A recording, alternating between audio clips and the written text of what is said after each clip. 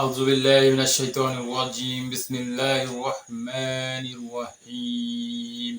একটি গুরুত্বপূর্ণ কথা যে আল্লাহ তাআলা এই দুনিয়ার সবকিছুর মালিক আল্লাহ তাআলা। মানুষকে শুধু ব্যবহার করার জন্যই দুনিয়াতে আল্লাহ তাআলা পাঠিয়েছেন। আর দুনিয়া ব্যবহার করা যখন শেষ হয়ে যাবে, সময় শেষ হয়ে যাবে, তখন আমাদেরকে আমাদের মালিকুল মউত আজরাইল আলাইহিস সালাম আমাদেরকে আমাদের রূহ কবজ করে ফেলবে। আমরা এই দুনিয়ায় সারা জীবন কখনোই থাকতে পারবো না, কেউ কোনোদিন থাকতে পারেনি, আজও পারেনি। 500 বছর 1000 বছর আগের মানুষ কেউ দেখাতে পারবে না। আর দুনিয়া যদি মানুষেরই হতো, তাহলে পরে মানুষের বরাদ্দ করা জিনিস আর এক মানুষ চলে যাওয়ার পরে সে গ্রহণ করতো না।